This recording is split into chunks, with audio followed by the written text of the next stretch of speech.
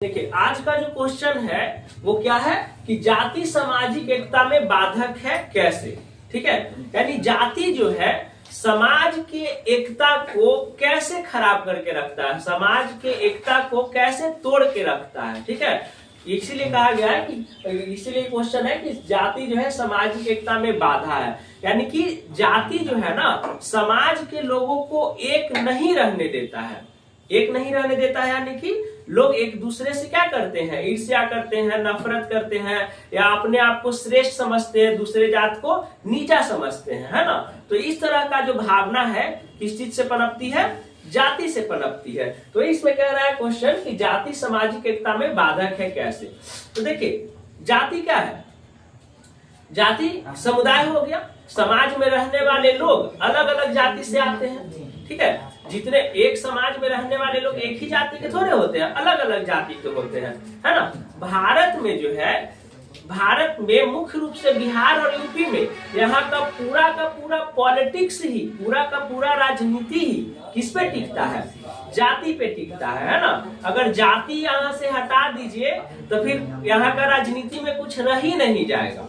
ठीक है, तो कह रहा है कि जाति जो है सामाजिक एकता में बाधक बनता है। क्यों बनता है, तो देखिए अलग अलग जाति के लोग अपने को श्रेष्ठ समझते हैं और दूसरे जाति को क्या समझते हैं, निम्न समझते हैं, है ना। हर जाति अपना को श्रेष्ठ समझता है। और यहाँ क्या है, मुख्य रूप से जो है फॉरवर्ड और बैकवर्ड में बटा हुआ है हमारा समाज जाति के नाम पे, है ना।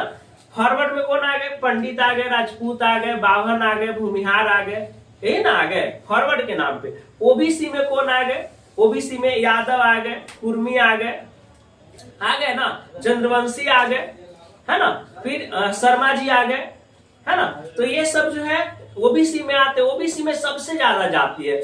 उसके नीचे जाइए एससी में, है ना, तो एससी में क्या आते हैं, पासवान जी आते हैं ना। हाँ एसी में तो आते हैं ना, शेड्यूल कास्ट, वो सब एसी में आते हैं। ठीक है, जो चमार जाति के लोग आ गए, लुहार जाति के लोग आ गए, बात समझ में आ रहा है। तो ये शेड्यूल कास्ट जो हो गए वो उनको निचले जाति का लोग कहा जाता है, जिसको दलित कहा जाता है, हरिजन कहा जाता है।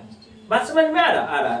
तो फॉरवर्ड लोग जो है वो फॉरवर्ड लोग किसको कहा गया, ब्राह्मण, राजपूत, बाभन और भूमिहार, यही लोग है ना, और लोग हैं लेकिन मेन यही चार है। तो ये जो जाति जो है ना, ये लोग क्या चाहते हैं कि हमेशा हम लोग शासन में रहें। ठीक है, ओबीसी वाले लोग चाहते हैं कि हमेशा हम लोग शासन में रहें, एससी एसटी वाले लोग चाहते हैं हमेशा हम लोग शासन में रहें। तो जाति जो है ना क्या है, एक भावना है, एक मानसिक भावना है, एक मानसिक विचार है, एक विचारधारा है समाज का। ठीक है, जिसमें अपने जाति को लोग क्या कहते हैं, क्या समझते हैं, श्रेष्ठ समझते हैं, और दूसरे जाति को क्या समझते हैं, निम्न समझते हैं, है ना। तो यही सामाजिक एकता में बाधक होता है। अब जहां बट गया अलग अलग, एक समाज एक है, जैसे हम लोग कहाँ पे रहते हैं, सिपारा में रह रहे हैं, सिपारा में कम से कम तो 100 जाति होंगे, है ना। लेकिन 100 जाति अलग अलग गुट बना लेंगे तो पूरा जो है उस जो समाज है, जो सोसाइटी है, उसमें यूनिटी नहीं न रहा, एकता नहीं न रहा, तो समाज क्या हो जाएगा, कमजोर हो जाएगा। एक ही गांव में रहने वाले लोग अगर 2-4 जातियां हैं और चारों लोग मिल के नहीं रहेंगे, ठीक है, चारों लोग मिल के नहीं रहेंगे, है ना, कुर्मी का गुट अलग है तो राजपूत का गुट अलग है, तो यादव का गुट अलग है ना, तो क्या होगा, उसमें उस समाज में एकता तो रहेगा नहीं, एकता मतलब यूनिटी रहेगा नहीं, है ना। तो क्या हो, सामाजिक एकता में बाधक है ना, जाति बाधक बन रहा है ना।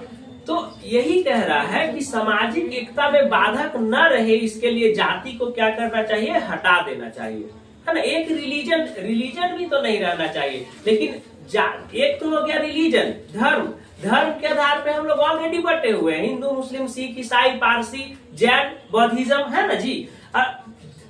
धर्म के बाद भी क्या आ गया, हिंदू धर्म में 1000 गो जातियां, और कोई धर्म में जाति नहीं है उतना, लेकिन हिंदू धर्म में क्या आ गया, बहुत सारा जाति आ गया। तो जब तक जाति है, जब तक सोसाइटी एक नहीं रहेगा, है ना। बड़े बड़े नेता देखिए जाति के आधार पर ही राजनीति करते हैं। बिहार में यादव का मतलब क्या हुआ, लालू यादव, है ना। यादव लोग लालू यादव के छोड़ के दूसरा का वोट ही नहीं देंगे, ये एकदम निश्चित है ना। 10% इधर उधर कर सकते हैं, लेकिन 90% यादव का वोट किसको जाता है?